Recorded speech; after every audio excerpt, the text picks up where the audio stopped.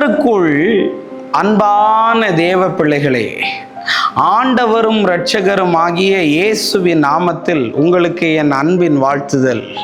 நீங்க எல்லாரும் நல்லா இருப்பீங்கன்னு நான் நம்புகிறேன்.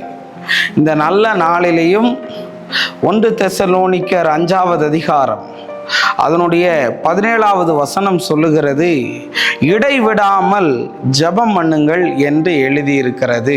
இடைவிடாமல் சாப்பிடுங்கன்னு பைபிள்ல எழுதல, இடைவிடாமல் தூங்குங்கன்னு சொல்லல, இடைவிடாமல் ஊரை சுத்துங்கன்னு சொல்லல. ஆனா பைபிள் சொல்லுது, இடைவிடாமல் நீ ஜெபம் பண்ணு அப்படின்னு சொல்லப்பட்டிருக்கு. கேப்பே விழுந்துடக்கூடாது உன் ஜெபத்துக்குன்னு சொல்லப்பட்டிருக்கு. ஏன் பிரதர் நான் உங்களை ஜெபம் பண்ண சொல்றேன் தெரியுமா? நீ எந்த காரியத்துக்காவது ஜெபம் பண்ணுவீங்கன்னா அதுல ஒரு தெளிவு கிடைக்கும், ஒரு கிளாரிட்டி கிடைக்கும். நல்லதா இருந்துச்சுன்னா அது நம்ம கூட இருக்கும், கெட்டதா நம்ம வாழ்க்கையில் அது வந்துச்சுன்னா அது தானா விலகி போகும். நீங்க எல்லாம் விளக்க வேண்டிய அவசியம் இல்லை. நீங்க எந்த காரியத்துக்கெல்லாம் ஜெபம் பண்ணாம இருக்கிறீங்களோ அதுல எல்லாம் உங்களுக்கு பேர் ஆபத்து இருக்கு, பெரிய பிரச்சனைகள் காத்து இருக்குது. அதனாலதான் உங்களை பார்த்து சொல்றேன், எல்லா காரியத்துக்கு ஜெபம் பண்ணு. உன்னுடைய திருமண வாழ்க்கைக்கு ஜெபம் பண்ணு, கெட்டது விலகி நல்லது வரும். உன்னுடைய படிப்புக்காக ஜெபம் பண்ணு, உன் வேலைக்காக நீ ஜெபம் பண்ணு, உன் சரீர சுகத்துக்காக நீ ஜெபம் பண்ணு. ஆனா இன்னைக்கு ஜெபம் பண்றதே இல்லை. அது என்ன, நான் மனசுல ஜெபம் பண்ணிக்கிறேன். ஜெபத்தை அற்பமா என்றவனுக்கு அதோடைய வேல்யூ என்னன்னு தெரியாதுங்க. ஜெபம், prayer is a powerful weapon.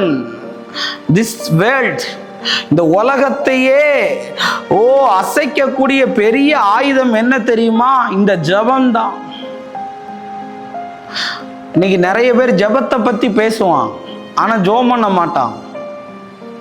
ஜெபம் பண்ணணும்னு நினைப்பான், ஆனா ஜெபம் பண்ண மாட்டான்.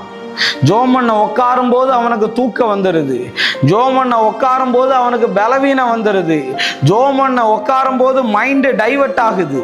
நான் உங்ககிட்ட சொல்ல வரேன், இந்த ப்ரேயர்ல கிடைக்காத ஒரு சந்தோஷமே இல்லை, இந்த ப்ரேயர்ல இல்லாத ஒரு நிம்மதியே இல்லைங்க, ப்ரேயர்ல இல்லாத ஒரு ஆசீர்வாதமே இல்லை. உனக்கு ஏதாவது புரியலையா, ஏதாவது தெரியலையா, ஏதாவது உயிர் போற நிலைமையிலையா, ஆண்டவர்கிட்ட போய் ஜெபம் பண்ணு. அவருக்கு சரியான தெளிவு உண்டாகும். நீ ஜெபம் பண்ணும்போது கலங்கின தண்ணி தெளியும், இருளெல்லாம் வெளிச்சமாய் மாறும், சாபமான வாழ்க்கையெல்லாம் ஆசீர்வாதத்துக்கு நேராய் தேவன் கொண்டு வருவார். அதனாலதான் சொல்றேன், எந்த காரியத்தை எடுத்தாலும் முதல்ல ஜெபம் பண்ணுன்னு. நம்ம ஜெபிப்போமா? அன்பான ஆண்டவரே, இந்த நேரத்துக்காக நன்றி. ஆண்டவரே, இந்த பிள்ளைகள் எல்லாம் ஜெபிக்கிற பிள்ளைகளாய் மாறுவார்களாக. தடைகளை எல்லாம் தேவன் உடைப்பீராக. இயேசுவின் நாமத்தில் வேண்டுகிறேன் நல்ல பிதாவே. ஆமேன், ஆமேன், ஆமேன். God bless you. கர்த்தர் உங்களை ஆசீர்வதிப்பார்.